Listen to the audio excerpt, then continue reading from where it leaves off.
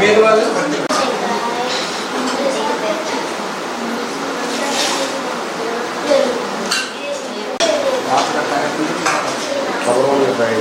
అందుకే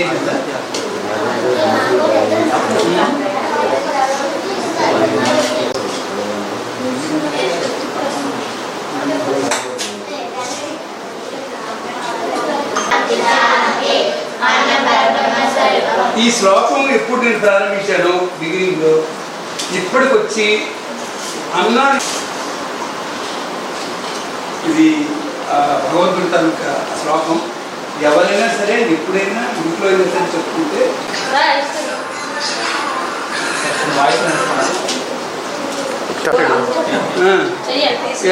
గ్రూప్ తీసుకుంటే నాకు తెలియకుండా కొన్ని ఉంటాయి. ఇలాగా నేను వస్తానంటే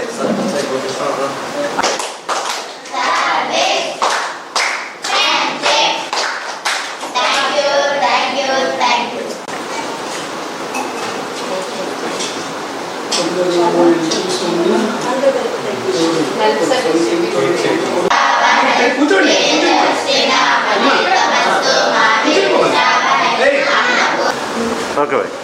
అందరికీ నమస్కారం.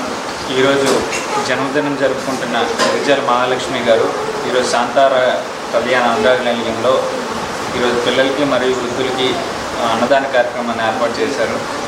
ఇలాంటి జన్మదిన కార్యక్రమాలు ఎన్నో జరుపుకోవాలని మనస్ఫూర్తిగా కోరుతున్నాం. అలాగే ఇక్కడ ఉన్న పిల్లలకి అండ్ అలాగే ఇక్కడ రెడ్ క్రాస్ ఆధ్వర్యంలో జరుగుతున్న ఈ శాంతార కళ్యాణ అనురాగనిలయంలో ప్రతిరోజు కూడా నిత్యం కార్యక్రమం జరుగుతారు.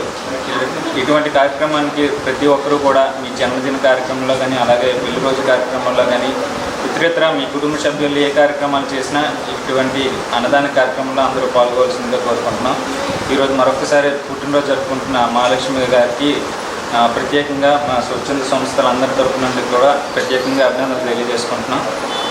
అలాగే ఆవిడ నిరంతర సేవకురాలు కూడా ఇప్పుడు కూడా సొసైటీకి ఏం చేయాలని ఆలోచించే వ్యక్తి కాబట్టి మరిన్ని పుట్టినరోజు జరుపుకోవాలని మనస్ఫూర్తిగా కోరుకుంటున్నాను. Thank you.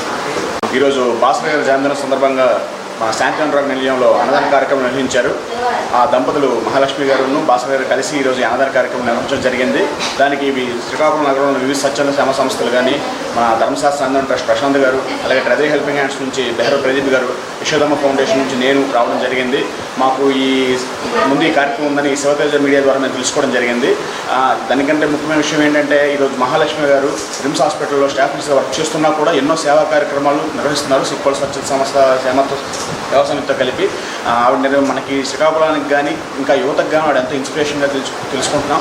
అలాగే భాస్కర్ గారికి కూడా భార్యకి సపోర్ట్ చేస్తున్నారు. భర్తకి భార్య సపోర్ట్ చూస్తూనే ఉంటాం ఈ రంగంలోని, కానీ భార్యకి కూడా సపోర్ట్ చేస్తున్నారంటే భాస్కర్ గారికి కూడా చాలా ధన్యవాదాలు తెలియజేసుకుంటూ ఇలాంటి సేవా కార్యక్రమాలు కానీ అన్నదానాలు కానీ ఇంకెవరికైనా హెల్త్ బాగాలేనప్పుడు కానీ అనారోగ్య సమస్యలు ఉన్న వాళ్ళకి కానీ అన్నిటికీ వాళ్ళు ముందు ఉంటున్నారు. ఇలాగే ఇంకెన్నో సేవా కార్యక్రమాలు చేయాలని ఎంతోమంది యువతకి వాళ్ళ ఇన్స్పిరేషన్ ఈరోజు మా అందరికీ ఉన్నారని తెలియజేసుకుంటూ సెలవు తీసుకుంటాం.